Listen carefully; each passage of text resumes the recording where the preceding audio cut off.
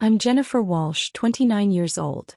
3 weeks ago, I lost a baby I desperately wanted while my parents chose my brother's golf game over their grandchildren. The bleeding started at 2 a.m. Not the light spotting my doctor had warned me might happen. Heavy, terrifying bleeding that soaked through everything in minutes. I was 12 weeks pregnant, just past the point where I'd started to believe this baby might actually make it. My husband Derek was in Boston for a critical client presentation. He'd left the night before, kissing my still flat stomach and promising to be home by Friday. It was only Tuesday. I called my OB's emergency line with shaking hands, trying to keep my voice steady so I wouldn't wake my 18-month-old twins, Mason and Madison, sleeping in their cribs down the hall. "Jennifer, you need to get to the hospital immediately," Dr. Chin said. Her voice was calm but urgent. "This level of bleeding at 12 weeks requires immediate intervention. Can someone drive you? My husband's out of town. I'll call my parents. Make it fast. And if the bleeding increases at all, call 911. Don't wait." I hung up and dialed my mother. It rang 6 times before she answered, her voice thick with sleep. "Jennifer? It's 2 in the morning. What's wrong?" "Mom, I'm bleeding. Badly. I'm pregnant. Was pregnant, and I need to get to the hospital. Can you come watch the twins?" There was a pause. A long pause where I could hear my father asking what was going on. "Bleeding? Are you sure it's serious? You know how you tend to catastrophize medical things." My hand was literally covered in blood. "Mom, I'm losing the baby. I need emergency surgery. Please, I need you to come stay with Mason and Madison. They're asleep. You just need to be here when they wake up. Jennifer, your father and I are in Palm Springs. We're at your brother's golf tournament. Tyler's competing for a $50,000 prize. We can't just leave." I felt the room tilt. "You're 3 hours away? We've been planning this trip for months. Tyler qualified for this tournament. It's a huge deal for him. Mom, I'm having a miscarriage. I need emergency surgery." "Are you absolutely sure? Sometimes pregnancy bleeding is normal. Remember when you thought you had appendicitis and it was just gas?" I looked down at my blood-soaked pajamas. At the puddle forming on the bathroom floor. "This is not gas, Mom." My father's voice came on the line. "Honey, we paid $2,000 for this tournament weekend. The hotel, the tickets, everything. Can't you call Derek's parents?" "Derek's parents are in Florida. It would take them 8 hours to fly here." "Well, surely you have friends. Or hire a babysitter. This is exactly why people have backup plans." "I didn't plan to have a miscarriage at 2 a.m.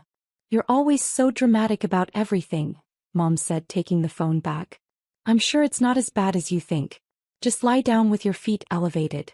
If it's still bad in the morning, go to urgent care." The bleeding was getting heavier. I could feel it. "I can't wait until morning. I could bleed out." "Jennifer, don't be ridiculous. You're not going to bleed out from a miscarriage. Women have them all the time." She sighed deeply. "Fine. We'll try to leave early tomorrow. But your father already paid for tomorrow's tournament breakfast, and Tyler's tea time is at 8 a.m. We can probably leave by noon." "Noon? Mom, it's Tuesday morning. I need help now. And we're 3 hours away at your brother's important event. You need to be more understanding. The world doesn't revolve around you." Something inside me cracked. Not my heart, that would come later. Something sharper. Clearer. "You're right," I said quietly. "It doesn't revolve around me. It never has." I hung up. The bleeding intensified. I called 911. The paramedics arrived in 8 minutes. 2 women, both probably in their 30s, calm and efficient. "How far along?" the first one asked as she helped me onto the gurney. 12 weeks. Heavy bleeding for about 20 minutes now. "Any cramping?" "Yes. Getting worse." "We're going to get you to County General. They have an excellent OB emergency team." She looked around my bedroom. "Is anyone here with you?" "My twins. 18 months old. They're asleep in the nursery." "Is someone coming to watch them?" I felt the tears start. "No. My husband's in Boston. My parents are in Palm Springs and won't leave my brother's golf tournament." The second paramedic's face hardened. "They won't leave a golf tournament for their daughter's medical emergency?" "Apparently not. Do you have anyone else we can call?" I thought frantically. My best friend Emma was in Japan for work. Derek's brother lived in Seattle. My neighbor Mrs. Patterson was 78 and couldn't handle twin toddlers. Then I remembered the card Derek's mom had given me 6 months ago.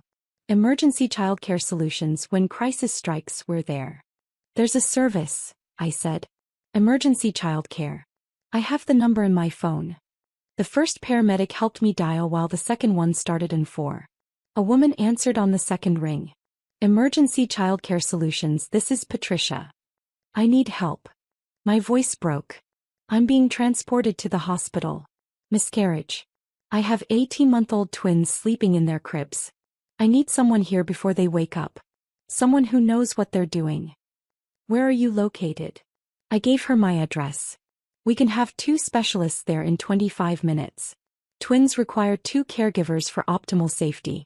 Our emergency rate is $60 per hour per caregiver with a 6-hour minimum. Fine. Whatever. Please just get here. Jennifer, I need you to breathe. We're sending Rosa and Michelle. They're both pediatric nurses with twin experience. They'll take care of your babies like they're their own. You focus on yourself right now. Thank you, I whispered. Thank you so much. As they loaded me into the ambulance, I did something I'd been doing every month for 6 years. Something I'd kept secret because I thought it made me a good daughter.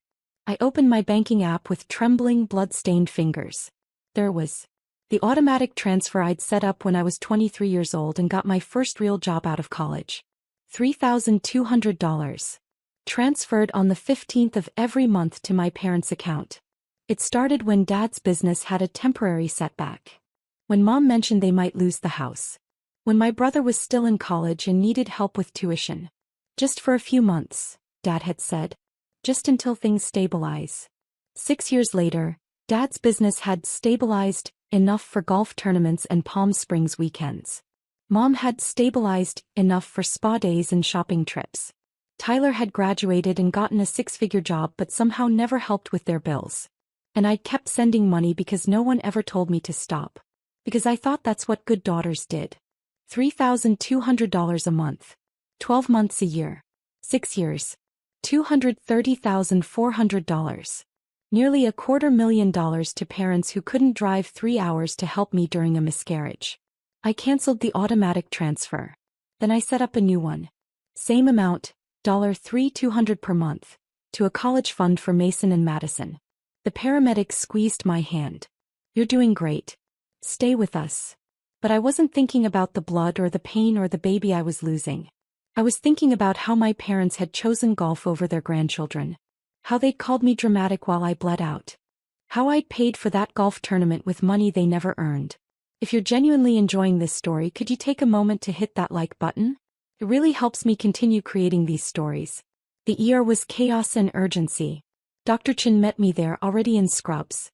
Jennifer, we need to do an emergency DNC. You're hemorrhaging. We need to stop the bleeding before you go into shock.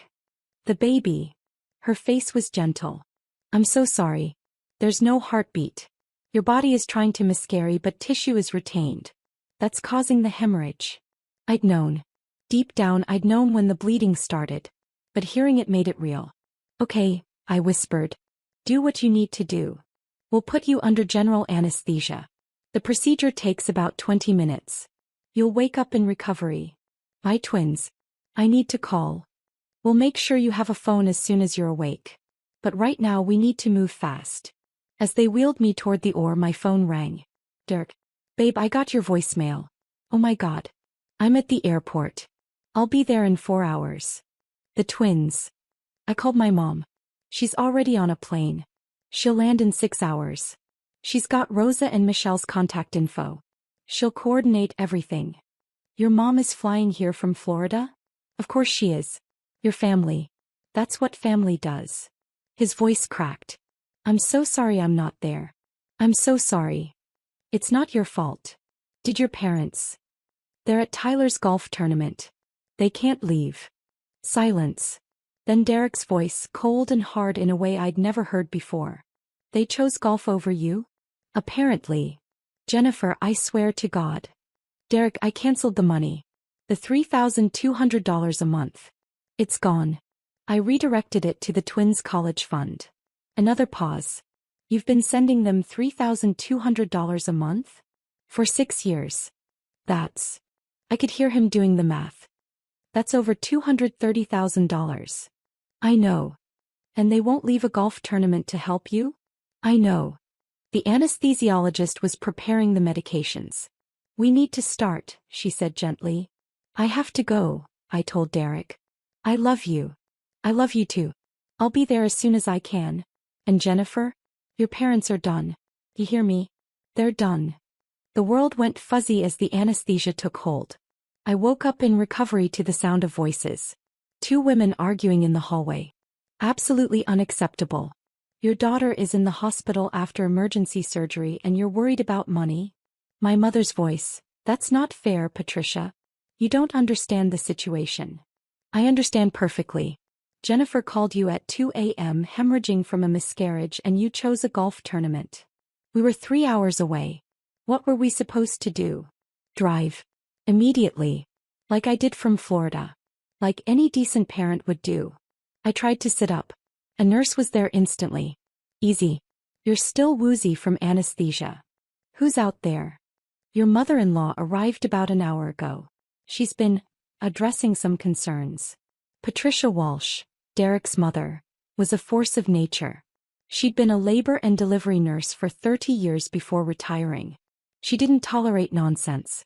And apparently she didn't tolerate my mother. You don't get to judge us, Mom was saying. We've been good parents.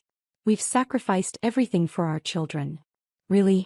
Because from where I'm standing, your daughter has been sacrificing for you. Want to know how I know? Patricia, don't. Jennifer's bank records were pulled for the emergency childcare service. Standard procedure for establishing payment. You know what they found? Monthly transfers of $3,200 to your account. For 6 years. That's $230,400. Silence. Your daughter, the one currently recovering from emergency surgery to save her life, has been funding your lifestyle for 6 years. And when she needed you most, you couldn't interrupt a golf game. That money was, we thought it was. You thought it was what? A gift from the money fairy? You knew exactly where it came from. You just didn't care. My father's voice now. We're here now, aren't we? We drove straight from Palm Springs. You're 12 hours late. Your daughter went through surgery alone. Your grandchildren woke up to strangers because you wouldn't leave a golf course. The childcare service took care of it. A childcare service Jennifer had to hire from an ambulance while bleeding out because their own grandparents couldn't be bothered. The nurse helping me was trying not to smile. Your mother-in-law is something else. She's amazing, I whispered. She's been here since she landed. Wouldn't leave your side. Coordinated with the childcare team. Called your husband every hour with updates. Handled all the insurance paperwork. The nurse adjusted my four. She also banned your parents from your room until you're ready to see them. She can do that? She's listed as your medical advocate while Derek's in transit. She absolutely can do that. I heard footsteps. Patricia appeared in the doorway, her silver hair slightly disheveled, her eyes fierce. You're awake. Her face softened immediately. She came to my bedside and took my hand. How are you feeling, sweetheart? Like I lost a baby. I know. I'm so sorry. She brushed hair from my forehead. The procedure went well. No complications. You'll need to rest for a few days, but physically you'll heal. The twins. Rosa and Michelle are with them at your house. They're fed, changed and playing. I've been video calling every hour. Mason keeps asking for Mama, but they're okay. Derek will be here in 90 minutes. He'll go straight home to relieve the caregivers. You flew here from Florida. Of course I did. You're my daughter-in-law. More than that, your family. She smiled. Plus, I've been looking for an excuse to tell your parents exactly what I think of them for years. Derek wouldn't let me. But after this, all bets are off. I heard some of that. Good. They needed to hear it. She sat in the chair beside my bed. Jennifer, I need to tell you something. When Derek called me, he told me about the money. The $230,400 you've been sending your parents. I looked away. I know it was stupid. It wasn't stupid. It was generous. Too generous. But it showed me who you are. You're someone who gives everything to the people you love. He squeezed my hand. But sweetheart, you've been giving to people who don't deserve it. Who don't value it. who take and never give back. They're my parents. They're users. And I say that as someone who raised a son to value family above everything. But family is supposed to be reciprocal. You give, they give. You show up, they show up. That's not what's happening here. The door opened. Derek burst in, still in his suit from the presentation, his face drawn and pale. Jen. He crossed to me in 3 strides, wrapping his arms around me carefully. Oh God, I'm so sorry. I'm so sorry I wasn't here. You're here now. He pulled back, touching my face like he needed to confirm I was real. Mom filled me in. The surgery went well. You're okay. Physically. The baby. I know. His eyes filled with tears. I know. We'll grieve together. But right now I'm just grateful you're alive. Patricia stood. I'll give you two some privacy. Derek, I'm going to your house to relieve Rosa and Michelle. You stay here as long as Jennifer needs. Mom. Derek caught her hand. Thank you. For everything. That's what mothers do, honey. They show up. She looked pointedly at the door where my parents were presumably still waiting. Real mothers, anyway. After she left, Derek sat on the edge of the hospital bed holding both my hands. I talked to your parents in the hallway, he said. Before my mom got there. What did they say? Your dad asked if you were okay. Your mom asked if the hospital would let them visit despite the misunderstanding with Patricia. He took a deep breath. Then your dad asked if you'd canceled the monthly payment on purpose or if it was a banking error. I closed my eyes. Of course he did. Jennifer, I lost it. I told him that his daughter almost bled to death and his first concern was money. That you'd been funding their lifestyle for 6 years while struggling as a young mother with twins. That they didn't deserve a dime of your money or a second of your time. What did he say? That I was being disrespectful. That they'd raised you and deserved support in their retirement. That the money was just helping family, and they'd assumed it was a gift. A gift they never acknowledged or thanked me for. Exactly. Derek's voice was shaking. Then your mom said something that made me want to throw them both out of the hospital. What? She said, Jennifer's always been overly emotional about these things. She'll understand once she calms down. We're still her parents. I felt something inside me go very still. Very calm. Derek, I need you to do something for me. Anything. I need you to tell them they can leave. That I don't want to see them. That when I'm ready to talk I'll reach out. But right now they need to go. Are you sure? I've never been more sure of anything in my life. He kissed my forehead. Consider it done. I heard Derek's voice in the hallway. Firm. Final. You need to leave. Jennifer doesn't want to see you right now. My mother. That's ridiculous. We're her parents. We have a right. You have no rights here. You gave those up when you chose golf over your daughter's medical emergency. Derek, you're overreacting. Your mother has poisoned you against us. My mother told me the truth. Something you've apparently never done. My father. Now listen here, young man. No, you listen. Jennifer almost died today. She lost a baby she desperately wanted. She needed you and you weren't there. You've been taking her money for 6 years and giving nothing back. That ends now. That money was a gift. A gift you never thanked her for. A gift you treated like an entitlement. A gift that's now going to your grandchildren's college fund instead. Silence. Then my mother's voice, cold. She's going to regret this. Family is forever. She can't just cut us out. Watch her, Derek said. Now leave before I have security escort you out. I heard footsteps retreating. Then Derek was back, his face flushed with anger. They're gone. Thank you. Jen, I need to say something. I knew you were sending them money. Not how much, but I knew. And I should have questioned it. I should have asked why. I should have protected you from them. You didn't know. I should have. I should have seen the pattern. The way they always called you dramatic. The way they dismissed your needs. The way they used you. Derek. I'm serious. I'm your husband. I'm supposed to protect you from people who hurt you even if those people are your parents. Especially if those people are your parents. I pulled him down to me. You're protecting me now. That's what matters. We held each other while I cried. Not just for the baby I'd lost but for the parents who'd shown me exactly who they were. For the daughter I'd been, always trying to earn love that should have been free. 3 days later I was home. Patricia had stayed, sleeping in our guest room, helping with the twins, cooking meals, managing the recovery process like the nurse she'd been for 3 decades. Mason and Madison didn't understand why Mama was sad and had to rest.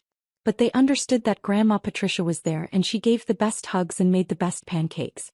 Derek had taken a week off work. The client presentation had gone so well they'd landed the account, but Derek had made it clear. Family came first. Always. My parents had called 17 times. I'd answered none of them. On day 4 a letter arrived. Handwritten from my mother. Jennifer, I don't understand why you're doing this. We're your parents. We love you. We've always been there for you. Your father and I are hurt and confused by your behavior. We drove 3 hours from Palm Springs as soon as we could. We came to the hospital. We tried to visit. And Derek treated us like criminals. The money situation is a misunderstanding. We thought you were happy to help. We never asked you to send it. You did that on your own. We need you to restore the monthly payment. We've made financial decisions based on that income. Without it, we'll have to make serious sacrifices. Please stop listening to Derek's mother. She's always been jealous of our relationship with you. She's turning you against your own family. We love you. Call us. I read it twice. Then I did something I'd never done before. I wrote back. Mom and Dad, you're right that I sent the money on my own. You never explicitly asked for it. You just mentioned you were struggling and I stepped in to help. For 6 years. But you're wrong about everything else. You weren't there for me when I called at 2 a.m. hemorrhaging from a miscarriage, needing help with your grandchildren. You were at Tyler's golf tournament. You chose golf over your daughter's medical emergency. You didn't come as soon as you could. You came 12 hours later after I'd already had surgery, after Derek's mother flew in from Florida, after strangers had cared for your grandchildren because you wouldn't. The money wasn't a misunderstanding.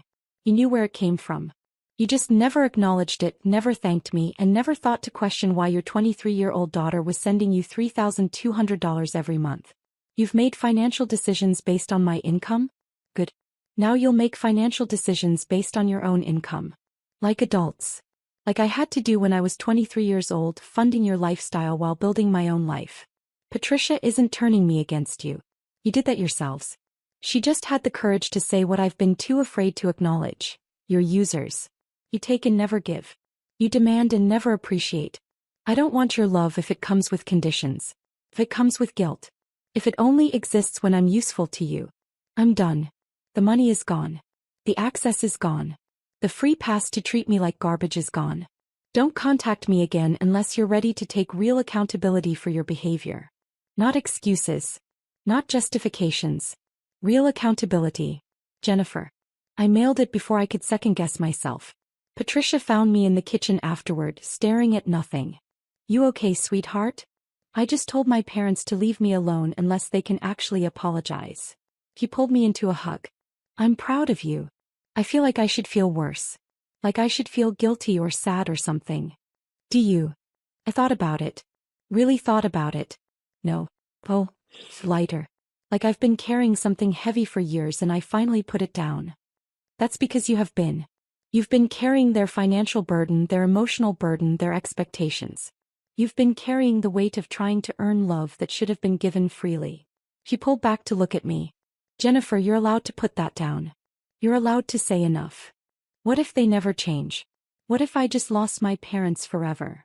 Then you didn't lose parents. You lost users. And honey, that's not a loss. That's freedom. 2 weeks later, my brother Tyler called. Jen. It's me. I hadn't heard from Tyler in months. He usually only called when he needed something or when Mom made him. Hey Tyler. Mom told me what happened. The miscarriage. The hospital. The fight. He paused. I'm sorry. About the baby. That's rough. Thanks. But Jen, you can't cut off Mom and Dad like this. They're freaking out. Dad's talking about selling the house. Mom's crying all the time. They have to sell their house? Well, they're looking into it. The mortgage is $2,400 a month, and with the car payment and other expenses, they can't cover it on Dad's pension and Mom's part-time income. So they need the $3,200 I was sending. I mean, yeah. They kind of built their budget around it. I laughed. Actually laughed. Tyler, they built their budget around money I was sending them starting when I was 23 years old. I've sent them $230,400 over 6 years. They never once thanked me or acknowledged where it came from. Silence. That much. That much. I didn't know you were sending them that kind of money. They didn't tell you? Weird. They told me about every dime they spent on you. Your college tuition. Your car. Your graduation gift. Your job interview suit. Jen. When I had a miscarriage and called them at 2 a.m. bleeding and scared, needing help with my twins, they said no. They were at your golf tournament. They couldn't leave because you were competing for a prize. I didn't know that. Mom just said you had a medical thing, but you were being dramatic about it. A medical thing? Tyler, I had emergency surgery. Almost bled out. I lost a baby. My voice was rising. And our parents chose your golf game over my life. That's not. I mean, they came to the hospital later, right? 12 hours later. After Derek's mom flew in from Florida. After I'd already had surgery. After strangers took care of their grandchildren because they wouldn't. Long pause. Shit, Jen. I didn't know. No one ever tells you the whole story, do they? You just get mom's version. Where I'm dramatic and unreasonable and causing problems. What do you want me to do? Nothing. This isn't your problem to fix. But Tyler, if mom and dad need money, maybe you should help them. You make 6 figures. You live in a paid-off condo they bought you as a graduation gift. Maybe it's your turn to be the good child. I have expenses. So do I. I have 18-month-old twins. I just lost a baby. I'm recovering from surgery. But somehow I managed to send mom and dad $3,200 a month for 6 years. I'm sure you can figure something out. Jen, come on. I have to go. Mason's crying. Bye, Tyler. I hung up. Derek had been listening from the doorway. Tyler wants you to fix it? Tyler wants someone else to fix it. Preferably me. Because that's always been my role. He came over and wrapped his arms around me from behind. I'm sorry your family is like this. I have a family. The twins. Your mom. That's enough. 1 month after the miscarriage, my parents' lawyer sent a letter. They were suing me for financial abandonment and breach of oral contract. I called Derek's lawyer immediately. Marcus Levine was a sharp corporate attorney who'd handled our house closing and wills. Jennifer, this is nonsense, Marcus said after reviewing the letter. There's no such thing as financial abandonment in this context. And they'd have to prove an oral contract existed, which requires consideration, terms, and mutual agreement. Did you ever sign anything? Agree to specific terms? No. I just started sending money when they said they needed help. They never asked me to stop. Then they have no case. But they're clearly trying to intimidate you into resuming payments. What do I do? We send a response. We outline the facts. You voluntarily provided financial assistance with no contractual obligation. You ceased that assistance at your discretion. You owe them nothing legally or morally. He paused. Jennifer, if you want, we can go further. We can countersue for emotional distress based on their refusal to help during your medical emergency. Would that work? Probably not. But it would send a message that you're not backing down. Do it. Marcus drafted a response so comprehensive, so devastating in its documentation of my parents' behavior, that their lawyer withdrew the suit within a week. But the letter accomplished something else. It laid out in legal language every terrible thing my parents had done. Asterisk refused emergency assistance to their daughter during life-threatening medical crisis.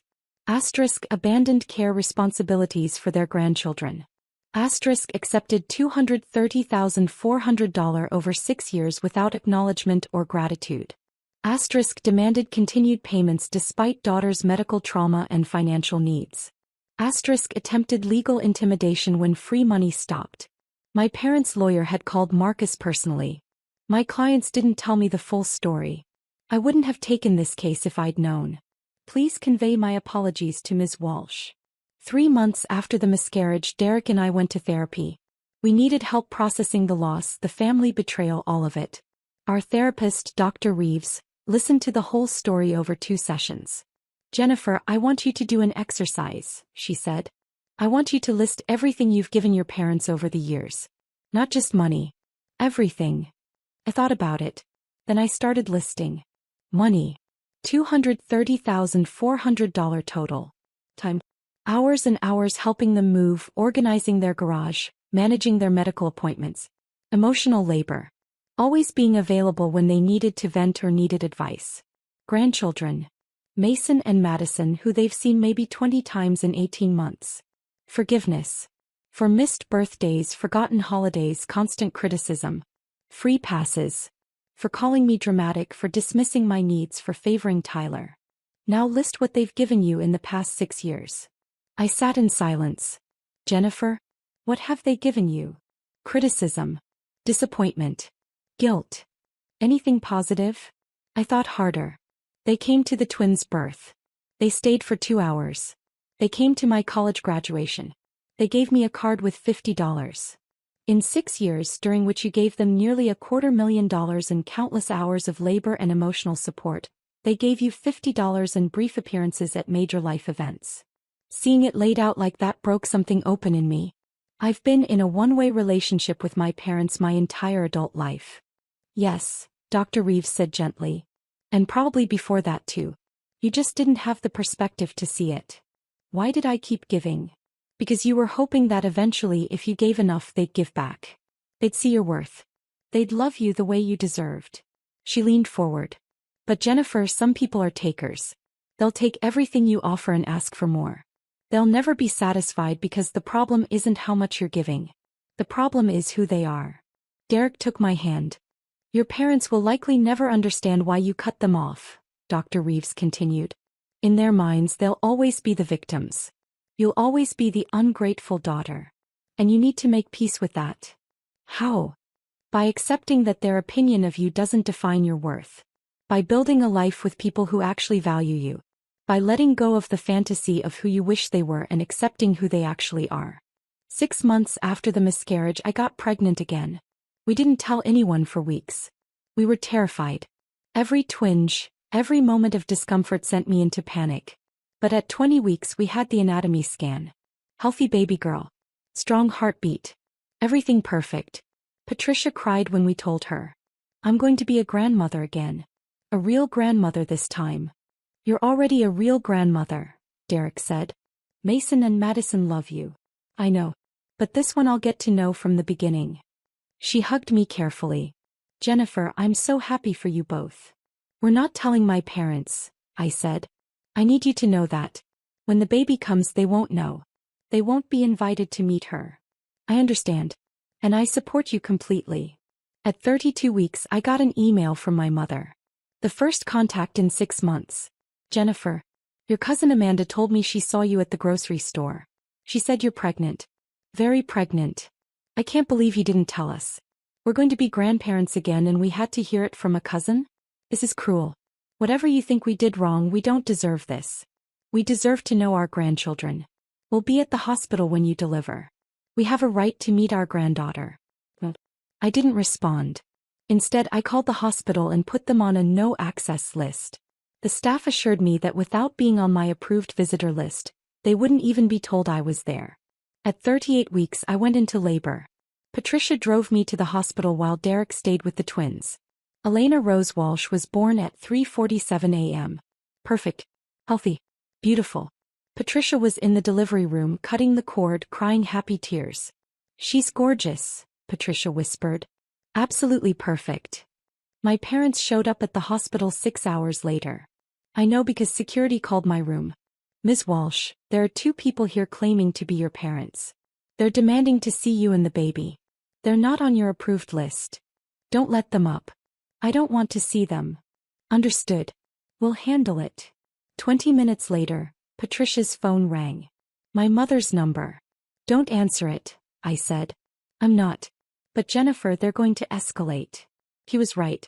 Over the next 2 days in the hospital my parents tried everything. Asterisk called the hospital repeatedly claiming emergency. Asterisk showed up at visiting hours claiming they had permission. Asterisk called Derek's phone over and over. Asterisk sent Tyler to check on me. Asterisk had my aunt call saying it was cruel to keep grandparents away. We ignored all of it. When we came home there were flowers on the doorstep. A card. Congratulations on our new granddaughter.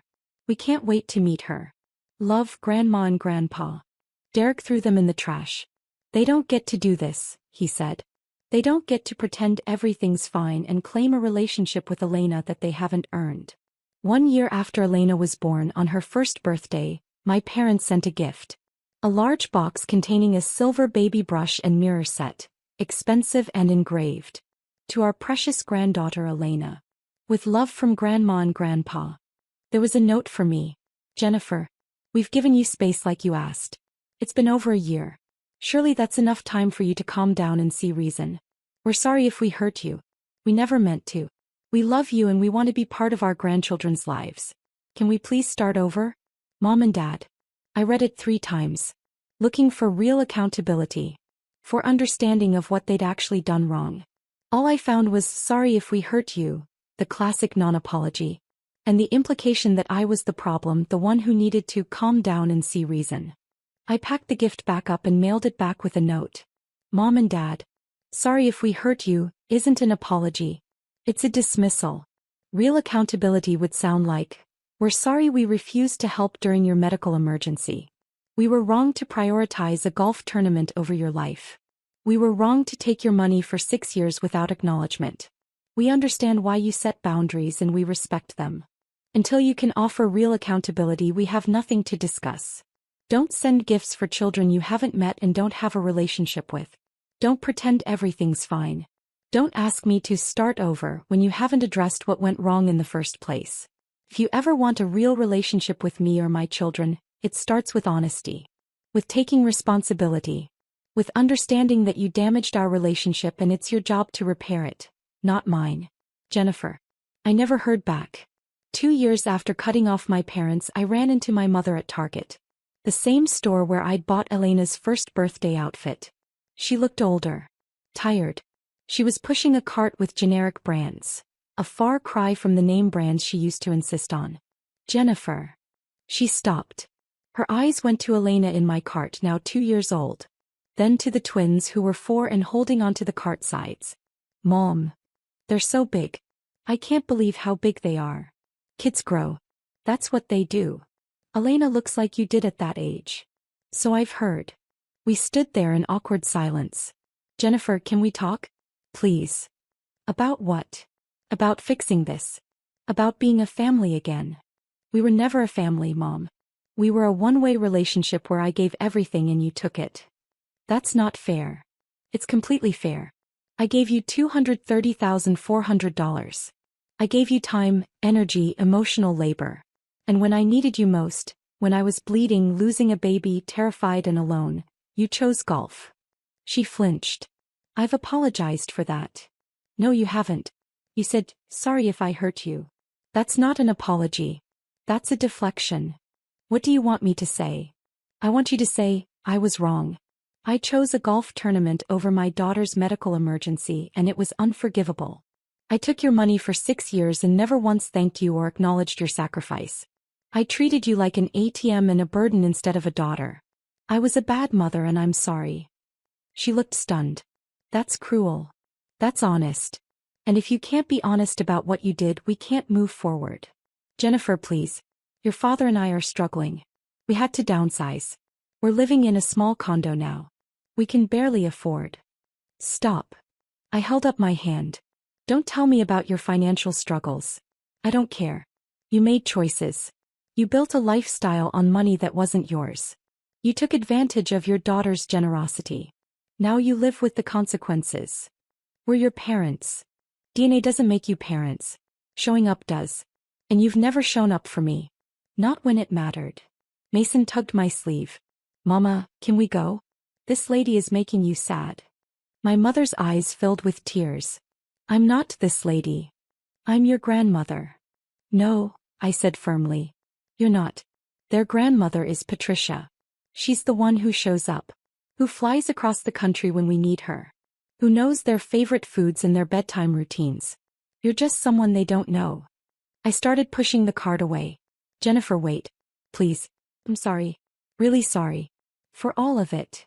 I stopped. Turn back. Prove it. Get therapy. Figure out why you treat people this way. Do actual work on yourself. Then maybe in a year or 2 we can try a supervised visit. Maybe. A year or 2? You had 6 years of my money and 18 months of my children's lives that you didn't bother to be part of. You can wait a year or two to see if I'm willing to give you another chance. I didn't wait for her response. My name is Jennifer Walsh. I'm 31 years old. I'm a mother of 3, a wife and a daughter-in-law to the best mother-in-law in the world. I used to be a daughter too. But I learned that being someone's child doesn't obligate you to fund their lifestyle or accept their mistreatment.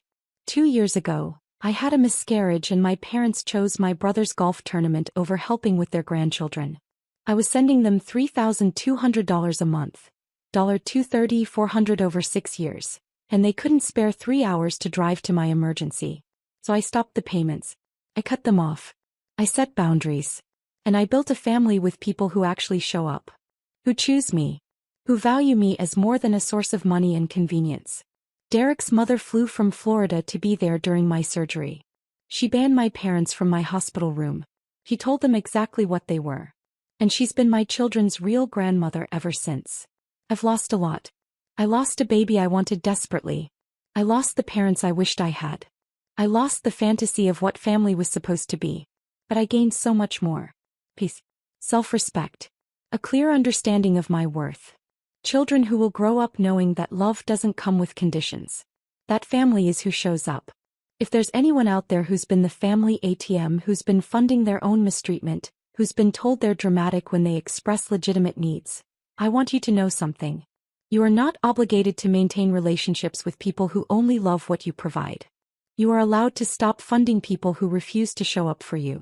You are allowed to protect yourself and your children from toxic people, even if those people are your parents. And if walking away means losing people who never really valued you in the first place, that's not loss. That's freedom. Drop a comment below and let me know where you're listening from.